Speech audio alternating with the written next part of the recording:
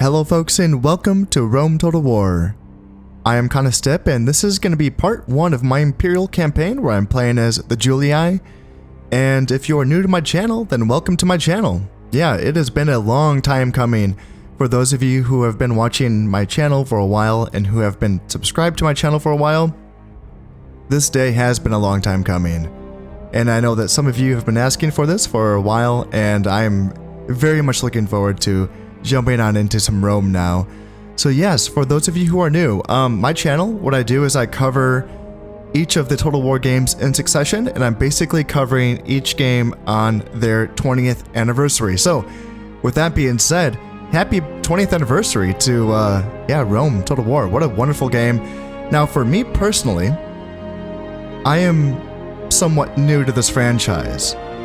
I started this channel as someone that is new to this franchise, and I wanted to basically journal and explore this franchise on YouTube and basically sort of document my journey through this franchise and all that. So just because this menu music is a little bit loud and I'm worried that the balancing isn't quite right, I did check this, I did test it before, but I still worry that the menu music is a little bit loud. So let's just kind of like jump on in, right? So Imperial campaign. Actually, before we do this, let me just talk a little bit about the settings that I will be using. So I wanted to show you in here that I am using large unit scale, and I will talk more about that once I get into the campaign. Now, all of my practice so far in this game has been on a huge unit scale. So this is essentially going to be my first time playing on large unit scale, but I have some ideas behind this, and again, I will talk more about this once I get away from this this menu music, right? So Imperial campaign, and let's do a very hard difficulty there and there. And I do like to play with no battle time limit. Just let's see. Yeah, I like to play with a battle time limit on, just in case the AI bugs out. No arcade battles, but then yes, manage all settlements and then follow AI characters.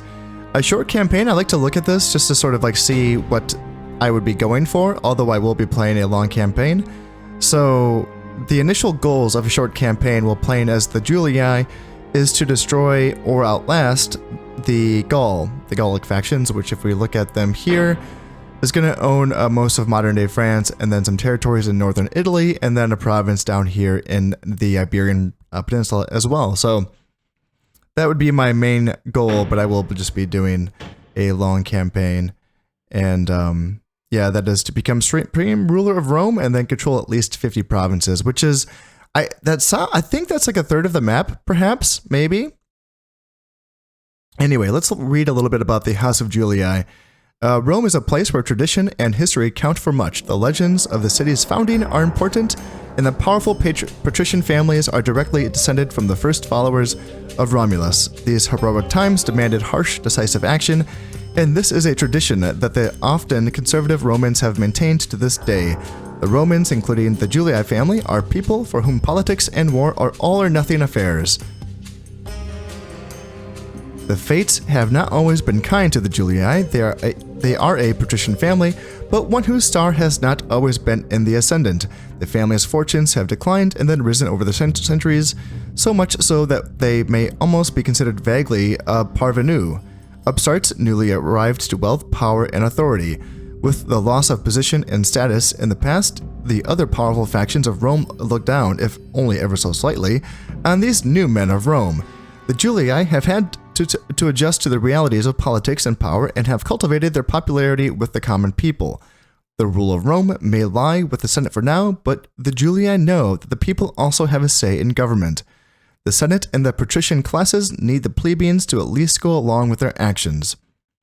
This populist attitude of the common people puts the Julii at odds with the other great families. Which approach will lead to great power within Rome has still to be decided. The Julii have a commanding position in northern Italy. That means they will be in vanguard of any struggle against barbarians. Success there can be translated into political power in Rome itself, as the mob always loves winners. And yeah, if we just hover over the Julii post here, it's going to tell us that it's faction unit makeup is going to be like legionary infantry and supporting auxiliary troops and limited cavalry. Now, I don't know about that whole limited cavalry. I think the cavalry for the Roman factions is quite good, but let's go on into this and let's watch this intro cinematic for the Julii campaign.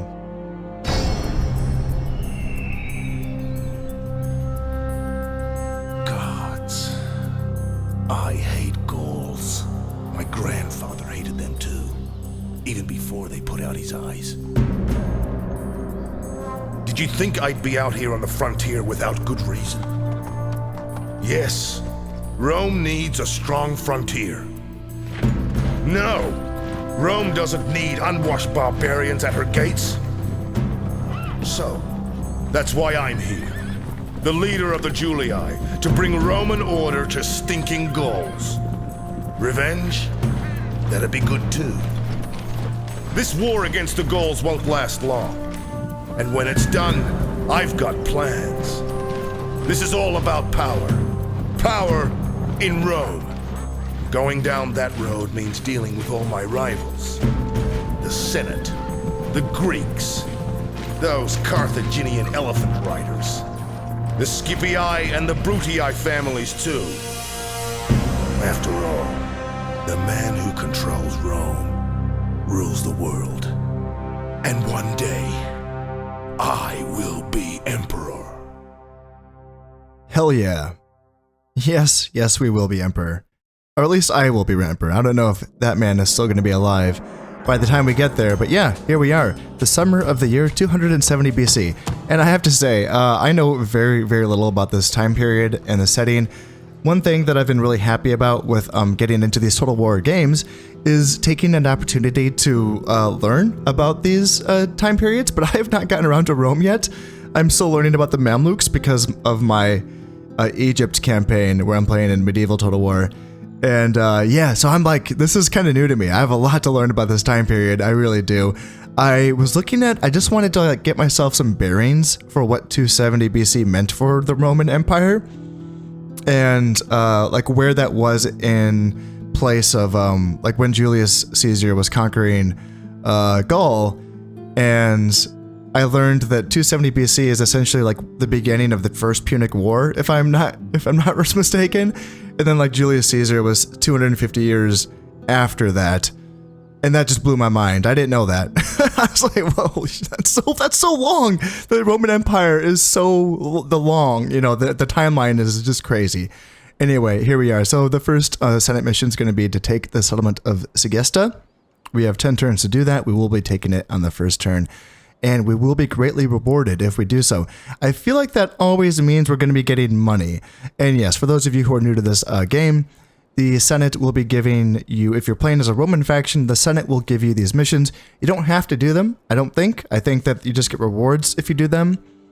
There's something that's tied into like a Senate mechanic where you can get favor from the Senate and or favor from the people. I'm a little bit skeptical how much this matters, but I don't know enough yet to know these things. So yes, we can talk more about that soon. But yes, if we just click this, it'll show us where Segesta is, and there it is. It's really close. It's right next to us. How about that? So yeah, we have 10 turns to take that, and it's not going to be taking us 10 turns. All right, now that the music is a lot more peaceful and quiet, now I can finally talk to you without feeling like I'm shouting. Hello again. I am Step, and this has been a journey for me because I started this channel in the year 2020 playing Shogun 1 Total War, and then I switched to Medieval Total War, Medieval 1, in 2022 to celebrate that game's 20th anniversary as well. And that's the theme of this channel, is to celebrate each Total War game's 20th anniversary, but not just celebrate the game by playing one campaign. I want to do a deep dive, and I want to spend essentially the quote-unquote game's life, which is, I would call that until the next game of the franchise comes out, so roughly 2 years at least for the first few games in this franchise. I like to spend that 2 years diving deep into the game. And this has been very enjoyable for me because I get more than just a surface area understanding of the game. I end up getting this really deep understandings of these games mechanics by spending so much time, dedicated time, learning about these games. So, as you can probably figure by now, I don't play fast. I spend quite a bit of time talking about the mechanics, and I do like to play these campaigns as if some of you have never played this game before. I do want to be able to talk about this game in a way that maybe you can learn about it, maybe even for those of you who have a lot of experience in these games. I want to learn from you, if you were so inclined to teach me, that is. So far, I've been really lucky to have an incredible group of people who are watching my channel so far, and they've really helped carry a lot of the weight when it comes to bringing me up to speed, at least on the first few campaigns when I play a different, new game. My community on this channel has really come through for me, and I'm really looking forward to, again, this campaign itself. It's going to be a learning experience. I did not quite hit my hours quota for practice, so when I say that I am approaching these games as a new player, I still don't want to make this like a first impressions video, right? This is a 20-year-old game. No one wants to watch a first impressions video. I still want to be able to kind of look like I know what I'm doing, I didn't hit my quota though. I was aiming for 300 hours. I got 150. And I can talk more about that. Basically, it's just because of the bandits. I couldn't just keep fighting bandits over and over again just for practice. I needed it. I just couldn't do it. I had to take a break from this game, and it's actually been like a month since I've played this. So that's not a good start. I know it's a little. I can understand if you're a little bit skeptical. I feel confident just because the Julii faction I think is actually really easy. But I've only played one full campaign in this game, and that was on easy mode, and I think I auto-resolved half of that campaign just because I needed to get on with it. And yeah, here I am. But I feel pretty confident in the opening of this campaign, and I think I have a pretty good idea. I'm fine. I'm going to be fine, guys. But for the inner workings of the mechanics, when I have certain questions, maybe you can answer them. Maybe you can't. Maybe I'll ask questions that no one has answers to, and that's fine too, because the documentation for these earlier Total War games is pretty rough, folks. And this game, way better than Medieval and Shogun when it comes to the amount of documentation there is. I don't actually, you know what? I take that back. I don't know. There's a lot of good. Creative Assembly was really helpful with Medieval Total War. They gave us a lot of information that I could look up. But for this game, I don't know. It's a little rough in some spaces when it comes to learning about the details of the. I'll get around to it. I can't go on that rant right now. I have to play some of this game. Yes. Okay. So. Yes. Right. Yes. Diplomat. Here we are. So I have my two provinces here, and this is obviously for someone who's just spent 4 years playing Shogun and Medieval. This is amazing. Now, don't. I loved those games.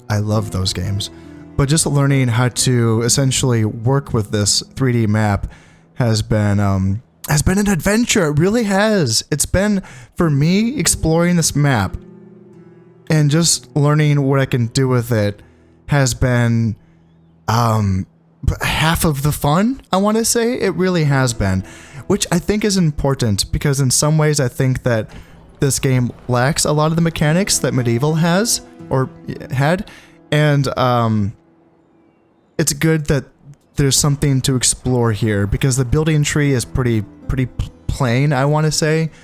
The unit rosters can be pretty simple in that way as well. In a lot of ways, this game has been stripped down. And oh, yes, a heads up, if you guys haven't figured out by now, a part of the theme of this channel as well as someone who's exploring these games for the first time is a little bit of comparing and contrasting between the games and a little bit of review and talking about. Oh, yes, there will be some first impressions here. I will be talking about how I feel about the game, yes. Kind of like a review in some ways. So, again, hey, look. If you want some people who are going to be playing Rome Total War very fast, there's a lot of channels out there. A lot of very good channels with people who are playing fast campaigns. So yeah, I just go for it. Try Many a True Nerd. His Brudii campaign is probably the best Rome campaign on YouTube. Okay. Iridium is our capital, And if we check in here, we have a population of 4,000. That's good because the next level of village, it's going to be 6,000, right? 6,000, does it? I thought it told us up here. But it's going to be 2,000. Is it 2, 4, and 6? Oh, goodness. Oh, it says it right here. Right. Yeah, 6,000 for the next step. So these are both large towns, right?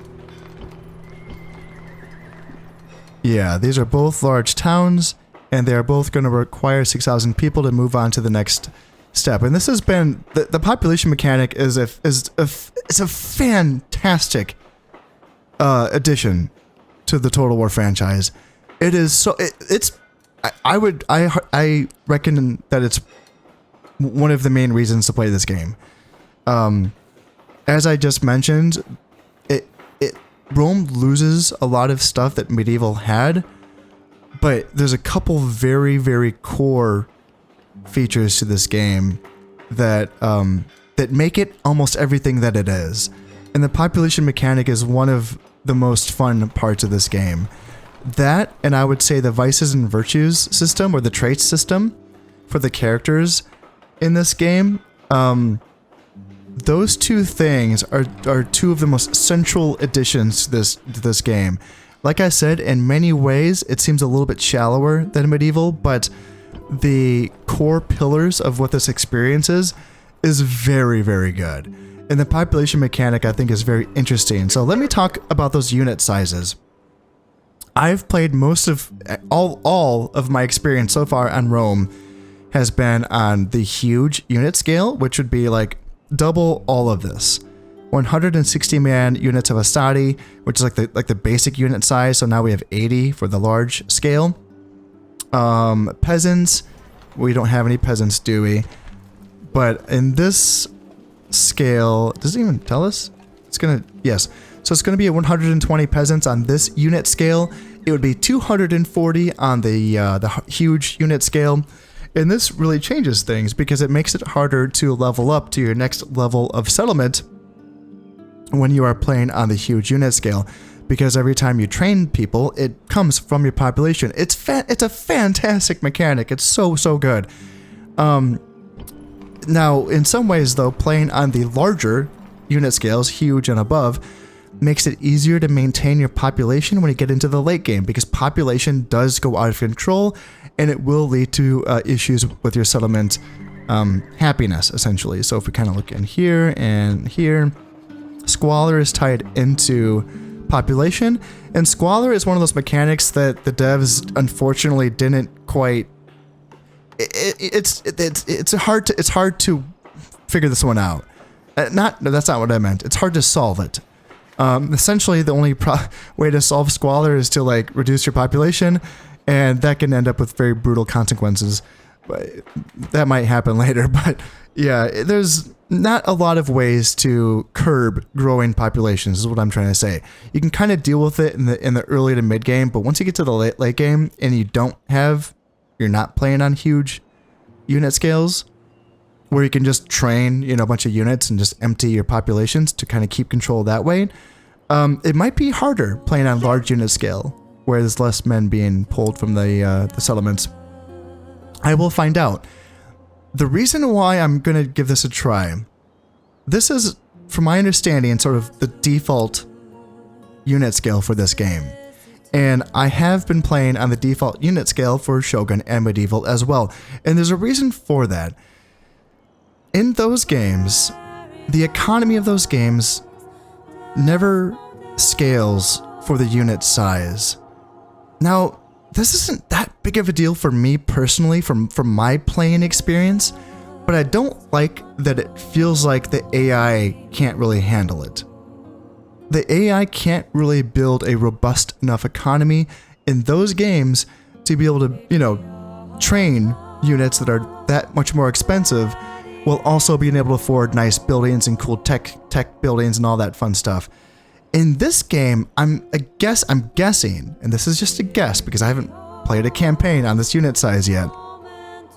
My guess is that the AI should hopefully have an easier time of building up their their tech, their settlements, because they won't be emptying their settlements of all of these troops that they would by, you know, having to train soldiers. This is especially, I think, important for the barbarian factions, like Gaul and the Germans and the Britons. Their base unit, their tier 1 unit is it's the largest unit. So like on this scale, it's a 120 man unit. On the huge scale, it's 240 men. 240 men. Now, a lot of these towns are small towns. Tier 1 small towns. They need to reach 2,000 population to reach tier 2. And that can be a freaking journey. That can be a real journey when you have to train a 240 man unit of warband. And I'm guessing, again, I don't know, but I'm guessing that really stymies their growth. And I don't want that. I don't want AI factions that can't grow. At least to a large town. Large town, this is where it's at. You want large towns. You want the tier 2s. Let me, just in case you're new to this game, let me just open this up just so you're not getting lost. Tier 1, the towns, there's like really not much to build here. The Romans have a very good tech tree. They have access to most buildings. But for the barbarians, well, and for other factions, there's not a lot on tier 1. I think most factions can only train one type of unit at this tier. I think one faction can train 2 units, maybe. Their tier 2 is where things open up a bit. Tier 2 is when you can get an upgraded barracks, so your second type of infantry unit, your first type of cavalry unit, and your first type of ranged unit. That's good. Tier 2 is where it's at. You kind of need that so that you can field any semblance of decent forces. In addition to that, tier 2 has, you know, again, your income is going to come from tier 2. You can't get a port till you get tier 2. That's where most of your money comes from. The economy in this game, I think, is pretty simple. Build ports, build roads, get trade deals. Am I missing something? I'm probably missing something, but yeah, that's you know, that's kind of the idea. But you need tier 2. You need this. You need this so badly, and I'm guessing that by playing on this unit scale, that the AI factions can maybe hang in there a bit more. Maybe. The civilized factions down here, I'm thinking about them as well. I'm thinking about Parthia, you know, with their small towns, and the Seleucids. They have a lot of small towns. I think they only have like one large town, and that's Antioch, I think, and then the rest of their stuff is like Sprint. The Seleucids are in a rough spot. Or the Seleucids, however you pronounce it, but that's the idea. Anyway, I would love to hear your thoughts on this, because for most of you, you're going to have more experience with this game than I do. So the downside of playing on a large unit scale, as I just mentioned earlier, is that it's going to make controlling the population in the late game a little bit harder, but, you know, I got some ideas. We'll see how that works out. Also, the scale on the battlefield looks a little bit wimpy. The thing is, I can say that because I've already, all of my time in this game has been on huge unit scale, so it does feel small for me to see an 80 person unit as opposed to a 160 person unit. I have to remind myself, though, that in Medieval Total War and Shogun, the base unit size is 60 men on the default settings. So, it's still bigger, isn't it? I have to remind myself of that.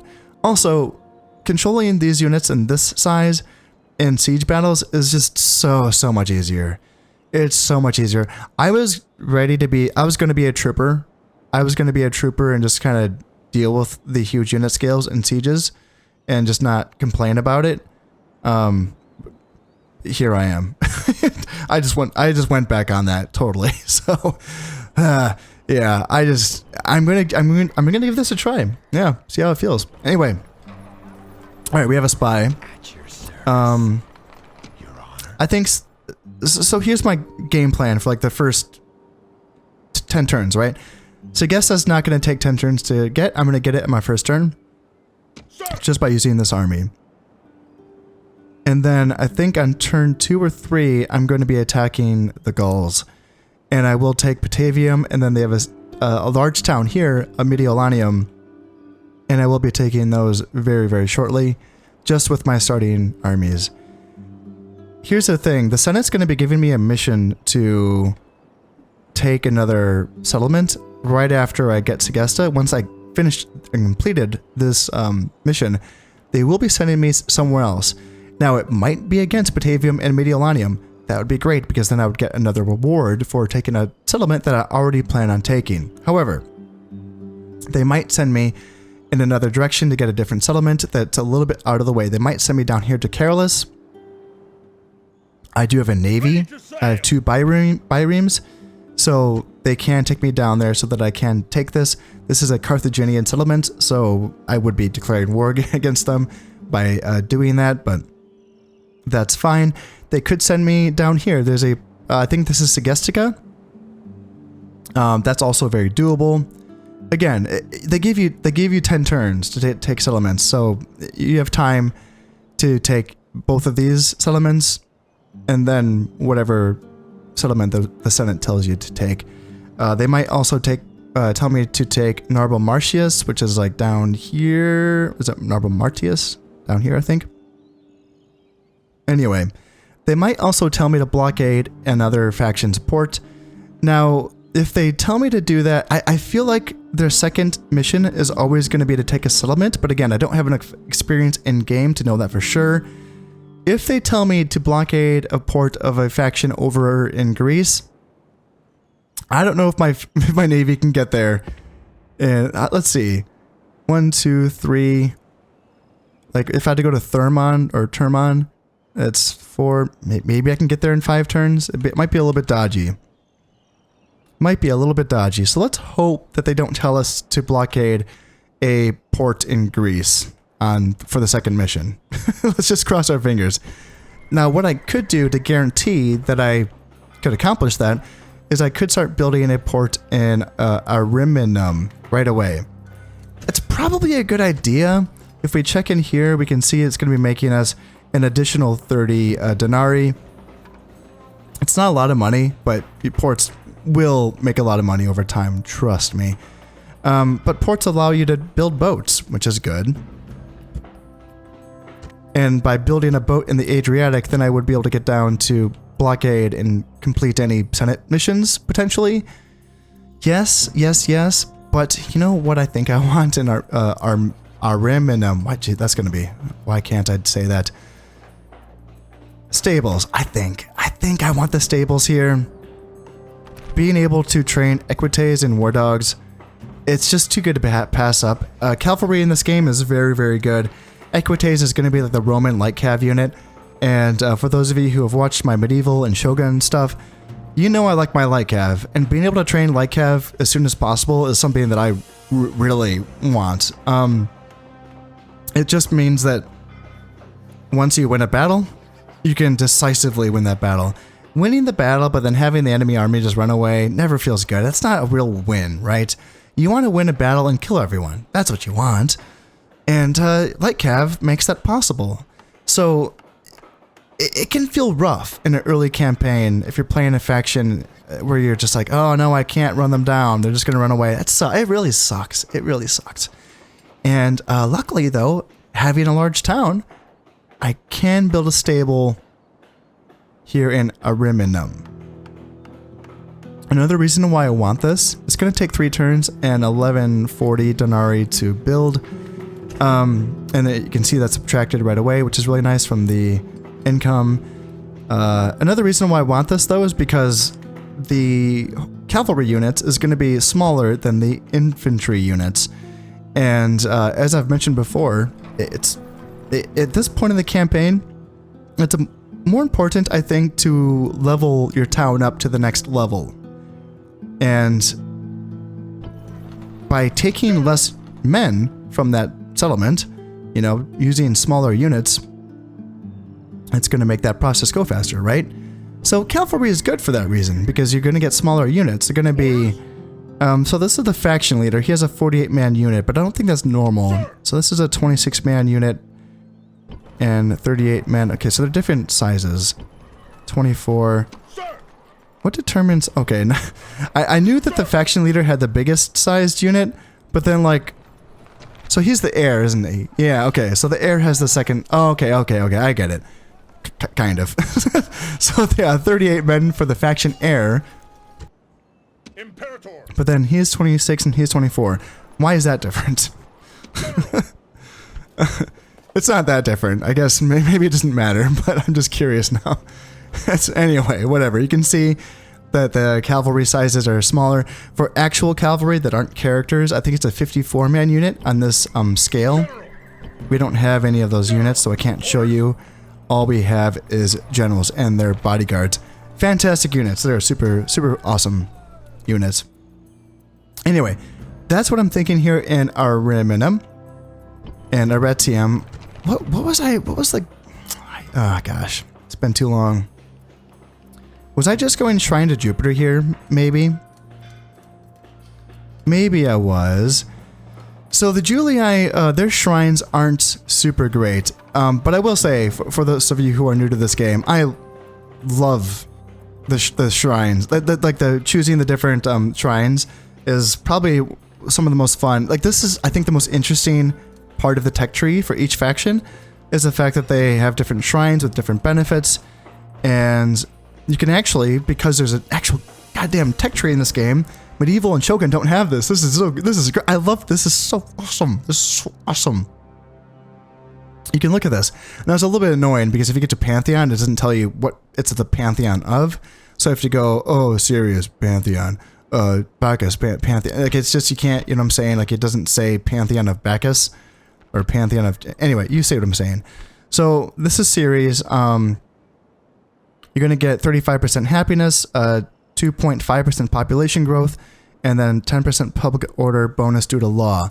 Laws, so like you might wonder what's the difference between the public order bonus due to law and happiness.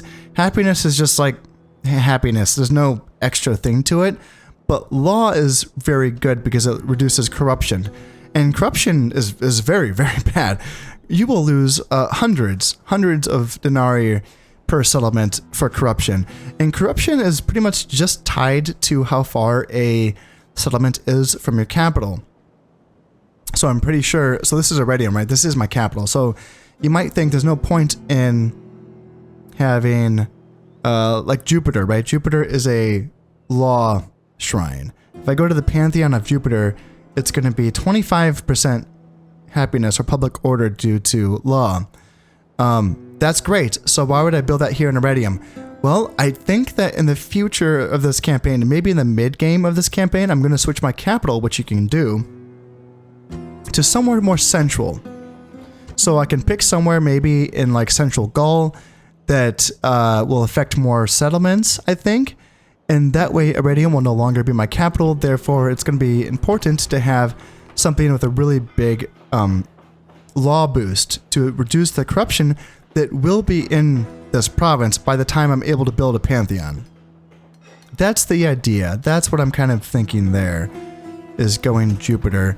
But let's actually go get out of this and go back into here, because I want to talk about the other ones too. Ceres. So Ceres is going to be like the population growth shrine. This is the one that you want. So it's going to give happiness 5%, population growth 0.5. This is going to help you build out all of your small towns. Now, the Julii, as you can kind of guess from the intro cinematic, is supposed to be going after the barbarian factions in the north. Now, you can do whatever you want. You don't have to follow the Senate missions. You don't have to go north. You can, this is a sandbox. You can do whatever you want. And just because I play a certain way doesn't mean you have to. You can do whatever you want as well. People who have played this game a lot might like to do things that are kind of fancy, like block the other Roman factions. You can, like, the Scipii are supposed to take Sicily and then fight Carthage. The Brutii are supposed to fight Greece and the Macedons here in Greece. And you can kind of block them. You can, like, yeah, take these settlements before they can, and then they don't really know what to do. Same thing here in Greece. You can kind of like come in here and maybe not take Apollonia, but maybe take other settlements before Greece can as well. And you can be, I don't want to do this because I want to play this as if I'm not that much. I'm not that big of a role player, but a little bit. You know, like a little bit. And in some ways, I want to play like these guys are my allies. They are my allies. We're all Romans, aren't we? Now, yes, everyone knows that there's going to be a Roman civil war. Yeah, sure. But why would I want to make that easier? That sounds fun to me. Maybe I don't have enough time in game. Maybe I'm wrong. Maybe it sucks. But I want to play it. I want to fight the big civil war. So I'm going to be letting my Roman allies do whatever the hell they want. They can grow big. They can grow strong. Go for it. Be you. Be the best you. Me, I'm going to be killing barbarians. I'm going to be following the Julii path. I will be going north. I will be fighting the Gauls. And if there's anything left up here, the Britons, the Germans, the Spanish, I will fight any and all barbarians. Now, there's a downside to this. Well, first, okay, there's an upside. The barbarian factions, militarily, they can be interesting if they can tech up a bit. As I already mentioned, that can be hard for them, but yes, they can get to pretty interesting unit rosters. It's their economy that really sucks. Their economy is just rough. The only roads that they can build is basic roads, and that does not increase their trade income at all. It sucks. It's, you know, it's just really rough for them. So, in that way, fighting the barbarian factions can be seen as an easier opponent compared to the Scipii, Carthage, and the Greeks, and the Brutii Greeks and the Macedons with their pike phalanxes. All of those can be considered harder initial enemies compared to my barbarian factions that we'll be fighting against. But the flip side to that is that these territories that I will be taking are not going to be very rich. There's not a lot of people up here. These towns are typically pretty small, and they're going to be taking a lot of time to build up. So I will not be making a decent income off these provinces for some time, you know? And I think that's kind of a fun challenge to take on rather than to avoid.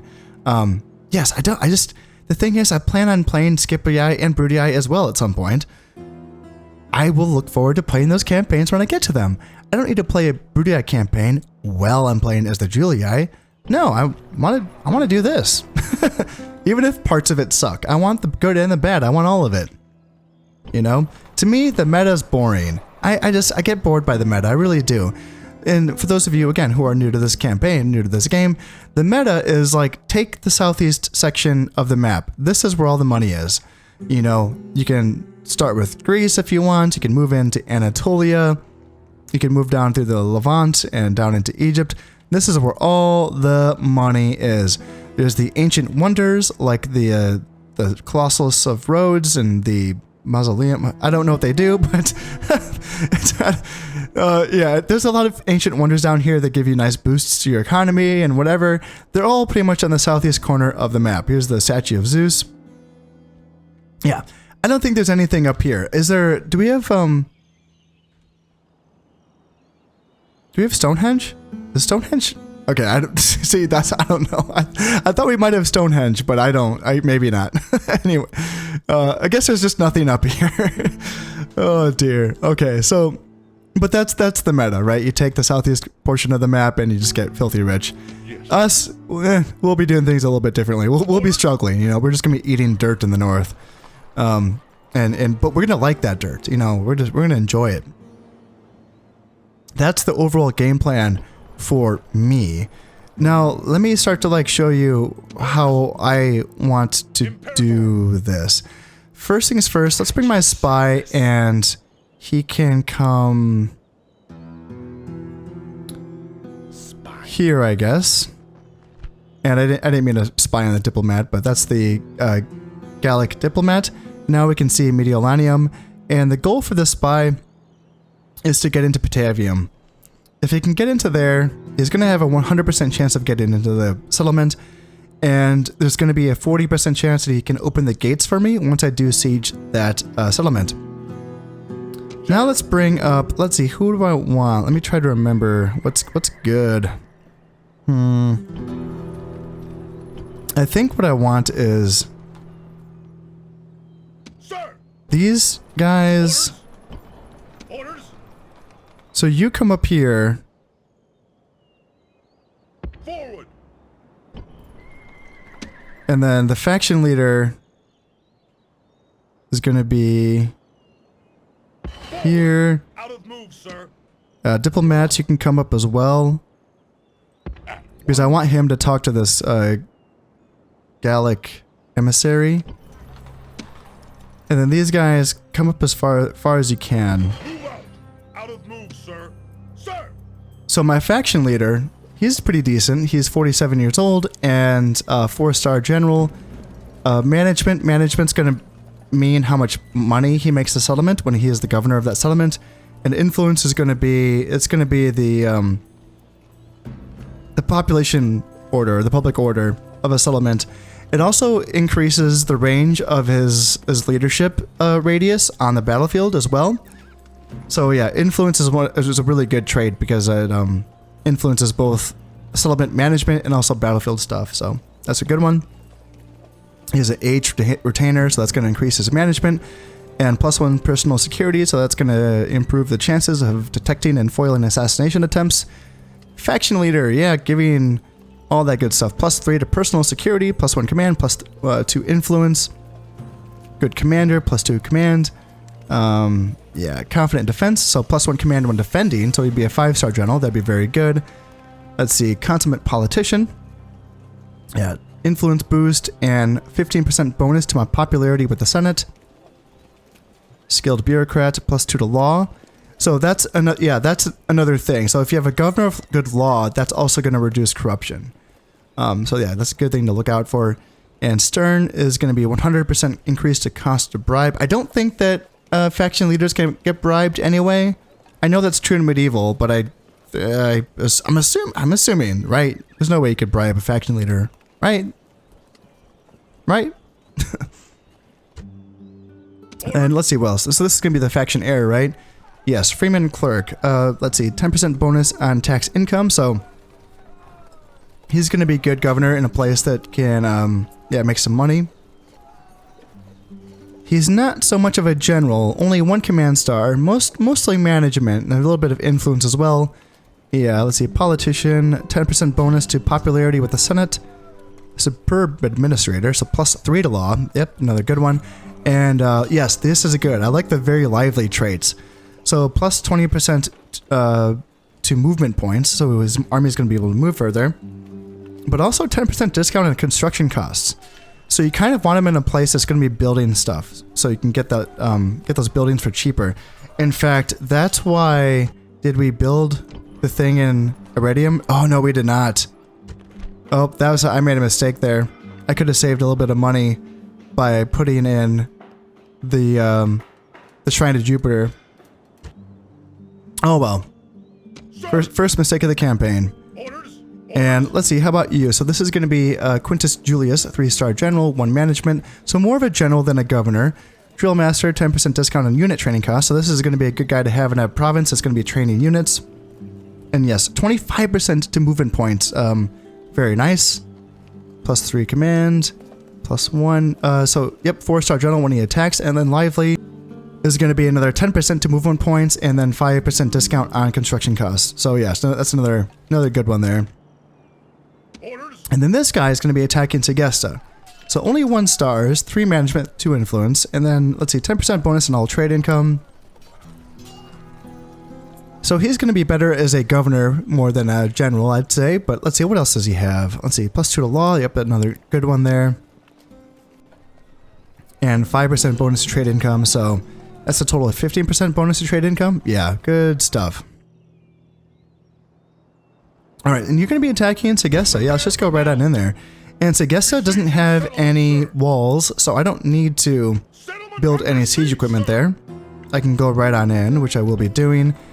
And here, you can see that now that there's no garrison in either of these provinces, they both have the blue face, which is kind of like 75% public order. Now, I think the line is 70%. 70 is where they turn red. And 70% is where bad things start to happen. Riots and buildings might get destroyed. if there's a garrison inside the province that's going to take casualties, the population is going to get lowered because people are going to be dying in the riot. It's really bad stuff. So you want it on 75%. The lower, let's see, the lower the tax rate, the higher the population growth will be, but then the less money you will be making. Another really organic thing that's just really fantastic. It's just really, really good. At this stage of the campaign, I do want to make as much money as possible, just because I don't need to reach the next settlement level yet because I still have buildings I need to build. So I'm not really racing for that 6,000 yet. But once I've built everything, then I might lower taxes just to boost up my population growth rate a little bit. For now though, normal's as good as I can do. Let's recruit a unit of Hastati here. This is going to be my baseline infantry unit for the Romans. And then I could recruit some Town Watch, which is a pretty bad unit, but yeah, they have their uses. And then peasants here, and then I can build boats, and I can train diplomats as well. Well, I did just get up to make some tea because I was having some scratchy throat issues, and then I encountered one of the main issues with this game on modern systems, which is a crash, right?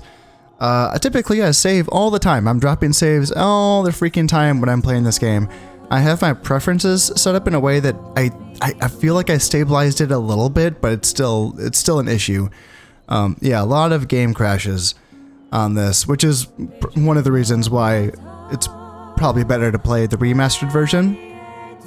And of course, I'm not playing that just because the idea of this channel is to, you know, cover the evolution of the Total War franchise. Anyway, where were we? Because the game file crashed, I did have an opportunity. This might feel like cheating, but I did actually get an opportunity to actually start building the Shrine of Jupiter with my faction heir inside of the province. Now, he doesn't need to be inside of the province for his faction or his construction discount to count. He just needs to be in there when you know, put the building in the queue. So I did get 40 florins off of the construction cost of that building. And then I have the stable and the town watch being built and trained here in Ariminum. And yeah, I think we're set and ready to go here. So let's go on and take Segesta. So I think this is the last guy that we were going to talk about. I think we already talked about him. But then what do we have in his army? Let's see, 2 units of Hastati. And again, they're pretty solid, right? Melee attack of 8, missile attack of 12. That's going to be their Pilum. They have 2 Pilum shots. And their Pilum are going to be armor piercing. And then total defense of 5. That's going to be 5 from armor, 5 from defense skill, then 5 from shield.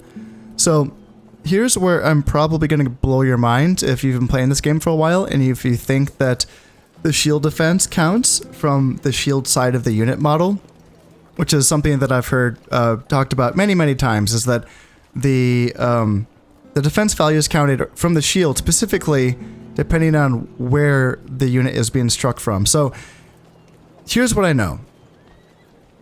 Creative Assembly got the modeling of the code backwards so that it's not actually the shield side which gets the benefit. It's the opposite side which gets the benefit. And I did test this out myself, shooting at a unit of Hastati from both sides. The off side, so the non-shielded side, will take less damage over the course of getting shot by an archer unit. It's not by a great amount. It's like you get like 33% of the shield bonus from the offside, and then like 25 or 20% of the shield bonus from the other side. It's not the biggest difference in the world. It doesn't really matter. All that really matters is that you're getting less of the shield bonus from the flanks, left and right. You're getting double the shield bonus from straight on, so that 5 turns into a 10 when you're getting shot at from straight on. And that 5 turns into a 0 when you're getting shot at from behind. You're not using your shield to defend from behind, right? So, armor. Armor counts from all around. You know, that 5 armor is going to be counting no matter where you're getting hit from.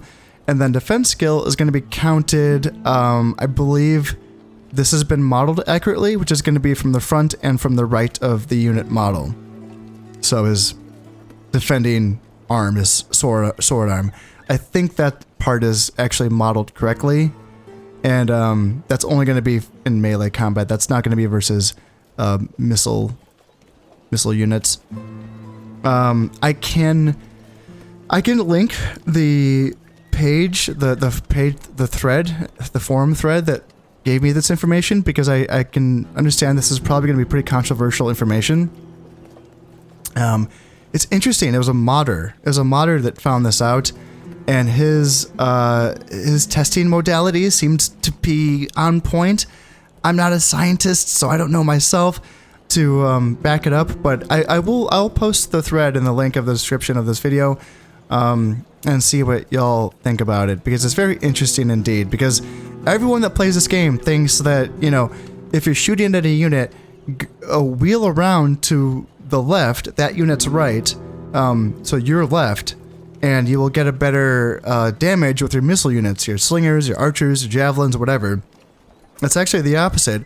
But don't overthink this. Just get to a flank, you know, right? Just get to a flank. And I think that's all that really matters, is that you'll do more damage either way. Okay, yeah. Now let's go on to the Velites. Awesome unit. They're javelins. Their range is longer than the pilum thrown by the Hastati. Missile attack of 8, so it's going to be less than the missile attack of the Hastati. And yeah, they're not great fighters. Melee attack of 6 as opposed to the Hastati's 8. They have a defense skill of 4, armor 2, shield 2. So they have a little shield, which is nice. Their range is less than an archer, as you can imagine, but we don't have archers yet. Archers are a tier 3 unit. We don't have access to them until we have a settlement up to a minor city. So we're a little ways away before we can get there. But these guys do have a bonus versus elephants and chariots. Funny enough, that bonus actually counts for their melee attack and their ranged attack, which is pretty crazy. It's a +6 bonus. So when you're shooting at chariots and elephants with your javelins, you're hitting them with a strength of 14, and if in melee you're hitting them with a strength of 12, which is kind of crazy. So yeah, just pile them on in. If you're getting attacked by a chariot, just pile them on in and see what they can do. Anyway, yeah, great unit. I love using Velites. They're not as easy to use as archers, obviously, but they're still really awesome. And they will be plenty enough to get the job done here in Segesta. So without further ado, I really don't think there's anything else left to do here. Taxes are as high as we want them here in these two provinces. We have all of our armies and our agents moved up. Drop another save because I'm just going to be neurotic at this point. And let's jump into this battle. So, yep, no siege equipment that we can build. Defenses, none. And let's zoom down in. Oh, it's not going to zoom in yet. But we can see the enemy here. They're going to have a warband unit and a barbarian peasant. Both of these are going to be 120-man units. So, more than mine, right? And you know what's funny about the warbands? You know what? I will talk more about it once I get into the battle because, again, I'm wondering if the music's a little bit too loud. I did test this, so it should be fine. Anyway, let's fight the battle on the battle map. Auto-resolve can be a little bit dodgy in this game. I'll say that much. Yeah, I tried auto-resolving battles that I thought should be fine, and they weren't fine. So I was like, there stand the rebel slaves. They are braver and more worthy than men of their type have any right to be. Now, take up the sword, string your bow, look to your arms and armor. Now comes the hour when we test Roman courage! Hell yeah. I love the general speeches. It's fantastic. It's a great, wonderful part of this this game here. Now, you might notice I have my camera zoomed out a little bit more. I needed to do this. I had to because so it doesn't need to be that far out, but one thing that I was really having issues with in this camera scheme is that every time you double click on a unit, see, like I want my camera like here, right? Like that might be good or that might be good. But anytime you double click on a unit, like if I'm over here and I want to be like, "Oh, what's going on over here?" It brings down my goddamn camera down to here now. And I need to like do this every single time. So I tried to fix that by I went into the preference file and I just switched it so that my camera's further back, which helps because now if I like do that, it's not as bad. Like it still has. Still kind of bad, isn't it? Jesus. I feel like it wasn't this bad when I tested it before. I might have to jump back in the preference files to make sure I didn't switch back or something, because... Yeah, that's bad. I hate that. I hate it so much. Look, there's a lot that's good about this game, but that's so bad. You double click and the camera just zooms you looking straight down at the ground. What is what? Anyway, let's get our guys all the way over here. And yeah, I'm going to be attacking from this side just because there's a bit more of an area that I can use to get a flank in on enemy units. So let's just, for starters, get these guys grouped up. We can use missiles forward, but then we'll groupy group like that. And that's fine. Yes, and let's do this and this.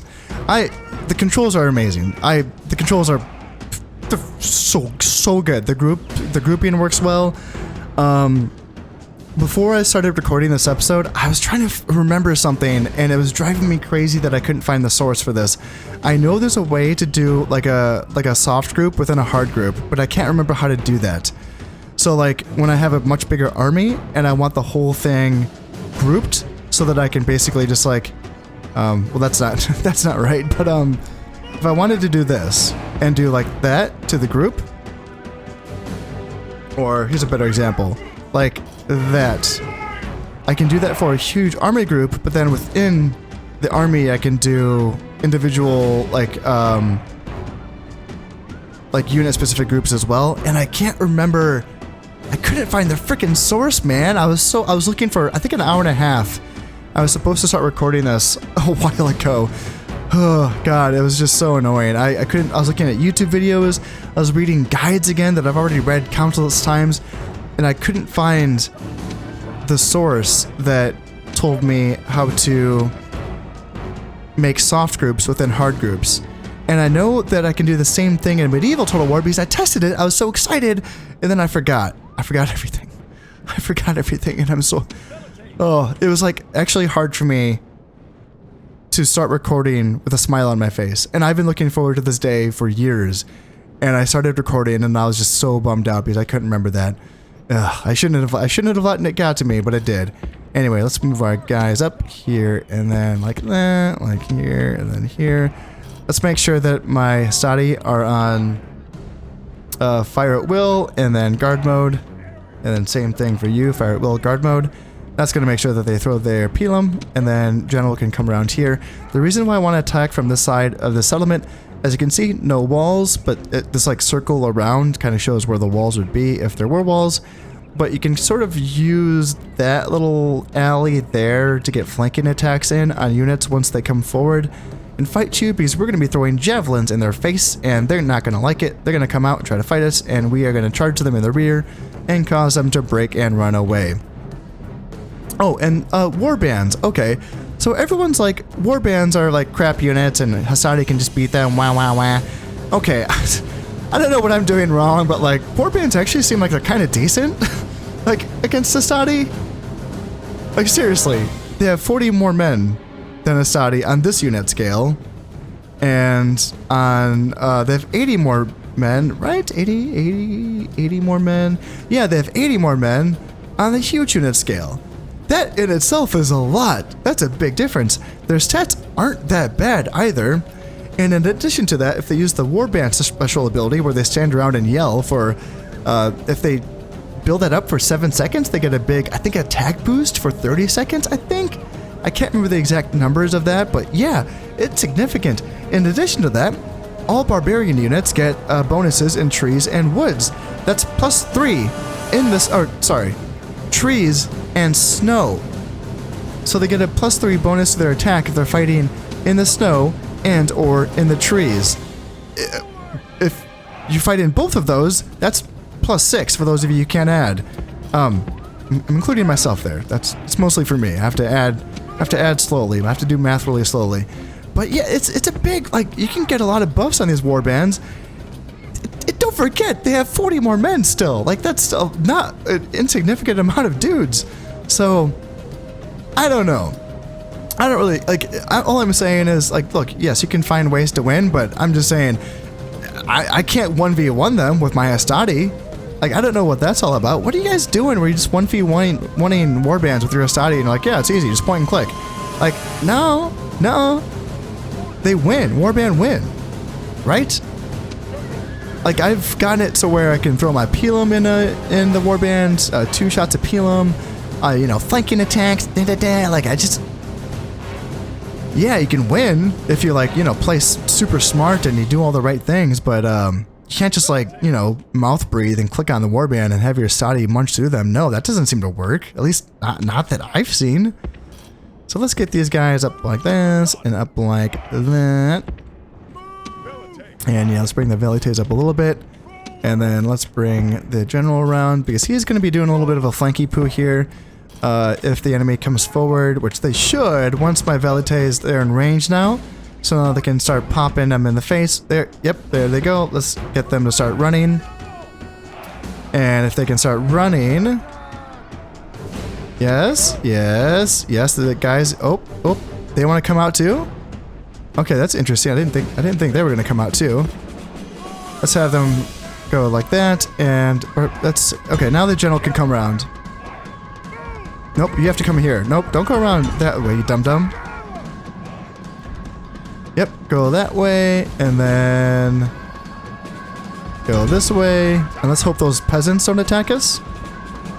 And then, yeah, you guys can just chill out here. The gods be praised! So, the enemy general is dead. His men know their doom approaches. So let's try to kill here, you kill here. Let's bring the Astadi in and try to wrap up the rest of these units. There's still 4 more guys. Come on, kill them, kill them. And once they're dead, there we go. Now we just back off a little bit. We can get the general back here, and we can get my Astadi like that, and like that. And we can bring my Velites up again like that. And we can get ready to do the same thing to these barbarian peasants, which are going to be way easier to kill. They are not warbands, they are designed to die. Really not combat units. It's interesting how in the first 3 Total War games, the, like, low-tier peasant units have gotten worse and worse, whereas in Shogun, the Ashigaru are actually professional soldiers historically, and then, like, the peasants in medieval are peasants, but at least they're in close formation, so, like, they can kind of hold, they can hold, like, better than you would think, and then in this game, they're like, nope, they're not meant to do it, they're meant to die. Look at them. They don't stand in formation. It's neat, though. I like how they did it so, like, there are units that have irregular formations. You know, it's a neat thing. You know, like, this is the Velites base formation. It's like a, you know, kind of a looser. This isn't even loose formation. This is just their base formation. Can you guys throw your stuff, please? And Astadi still have 1 throw each. So let's see if we can draw these peasants off of the square. And yes, again, for those of you who are new to this game, if they're on that square, they're going to be... Oops, that was wrong. I did the wrong thing there. You guys get back, please. You guys can run away, please? Please? There. So yes, if they're... Oh, my guys got caught. Damn it. The enemy show their true virtue. Okay, so yes, we can obviously just end the battle. I have a question for you folks, though. What do you do in this situation? Because you can continue the battle and continue to kill them. Now, in a field battle, I would do that. Every single time, I will continue the battle and get as many kills as I can because that gains experience for my men. However, in siege battles, if they get back to the central plaza, they become unbreakable, and then you have to kill them. Kill them. They will fight. They will fight back on that central plaza. Which I don't feel like losing an extra 10 men to peasants, honestly. But I'm curious to hear your thoughts on this. I'm just going to end the battle. We did lose 18 men. And let's see this. This is also interesting. The casualties healed is a very interesting thing, how you can take casualties but then heal from them. And I've wondered what that's all about as well. I know that if you look at unit cards, it will show you if they have I think it's called a heavy attack or a light attack, I think, or I know if you look in their preference files or the game files, you can see what type of attack they have. Also, when you build the blacksmith line of buildings, it will say it upgrades light weapons or heavy weapons. Now, the devs have come out and said that that doesn't mean anything. It's literally just a category. It's just a category that separates different types. That doesn't really mean anything. I've always wondered though, what if it does mean something? What if light weaponry will give a greater chance for a unit to heal than being attacked by a heavy weapon? I have not seen anyone say this before, and I have not played enough of this game to know, but what else is this all about? Like, where are these coming, where are the casualties healed coming from? Right?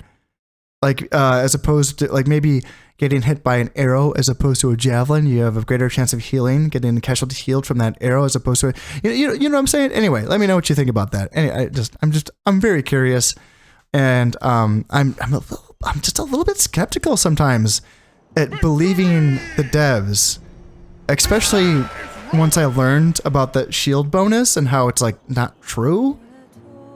What if the devs went into the forums, 20 years ago and told us the information that we all believe to be true, saying, it's double from the front and the shield values this much from the left and 0 from the right. That was all, I can't remember his name, but it'd be kind of mean to give him a shout out.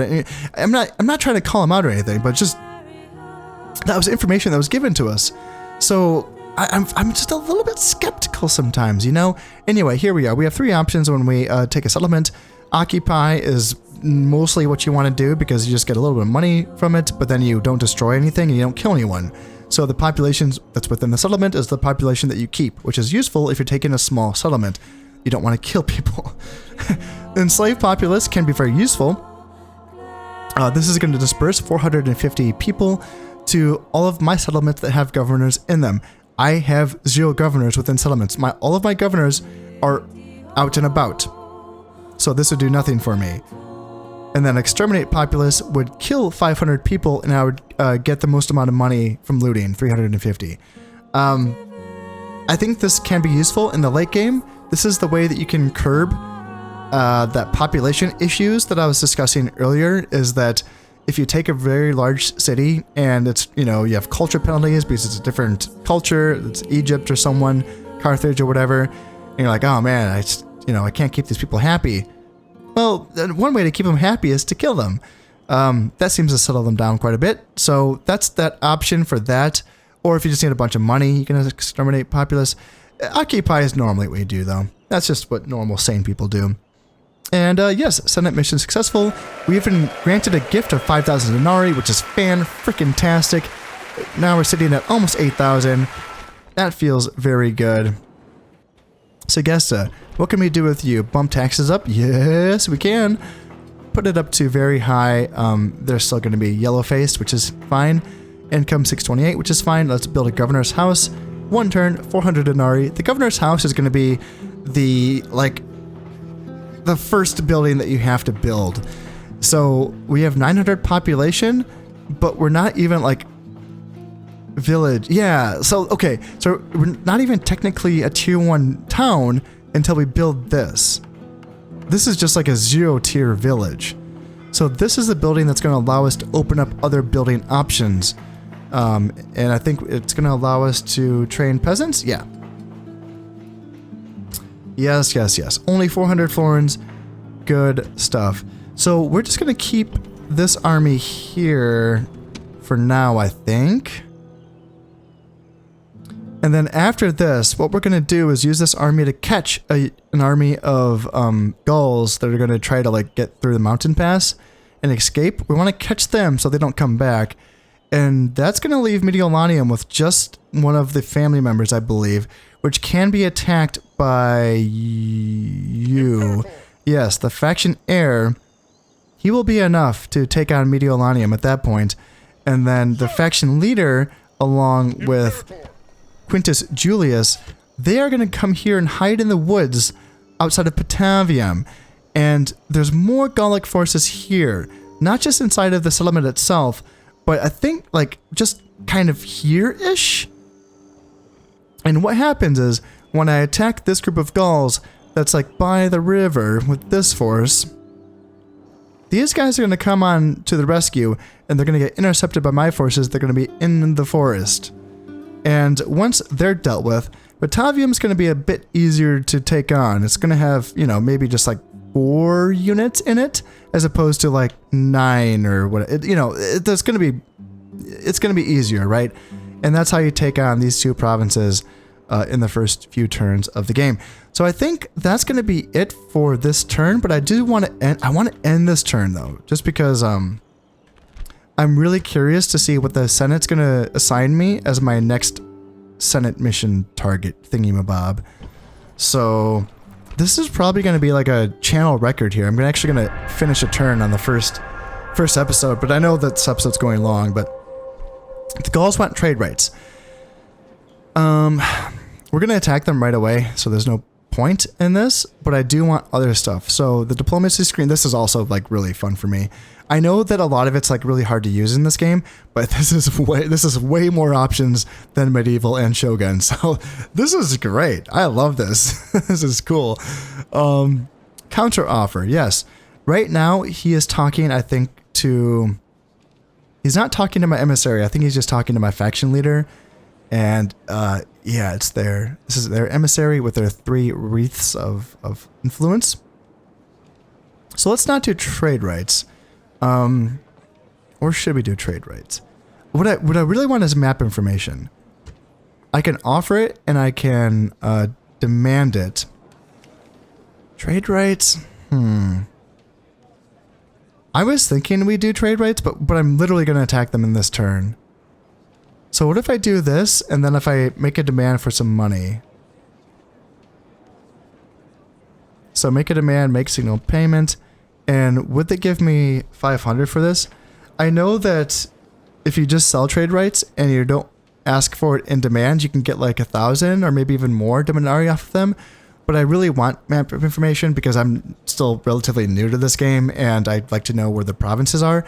I think if you're a veteran and you just have everything memorized, you know where everything is, you don't need map information, so you can just make like, you know, $1,000 off of it, which is fine. So let's see. I offer map information, I demand map information and 500 denarii. Let's see if he takes that. Their offers, we will give 100. So let's haggle a little bit. So they really want the trade rights. That's fine. I'll keep that up there. And let's take that off. And let's try... Can we get 300? And yes, they will take that. Awesome. So we made $300 off of that. And we got map information. And we got trade rights. Although that's going to be taken away. All right, Honorable Martius is going to be my next, what's it called? Mission, yes. And that's a good one. Yeah, I'll take that. And we are going to be rewarded with 1 minor exotic unit. That makes me think we're going to be getting, typically an exotic unit is a unit that you're not able to train, I think. So that we might get a unit of gladiators. Which at this stage of the campaign would be pretty cool. That'd be a nice little reward. Yeah, I'll take that. What else did we got? So we made almost 3 grand in that last turn.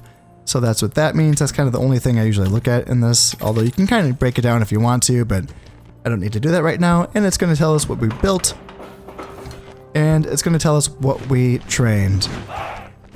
So that's all good. Now, I just realized as well, another mistake that I made is that what I should have done instead is train a peasant here in Arretium instead of a stadi, because I want that peasant to garrison Segesta instead of an stadi. Yeah, that was a mistake, because I don't want to train my peasant garrison in Segesta. That's going to be taken away from that 909 men that are there. I want to keep them there, and I want to train Segesta's garrison here in Arretium. Not frickin' Segesta. So yes, I will have to train a peasant in Arretium in this turn.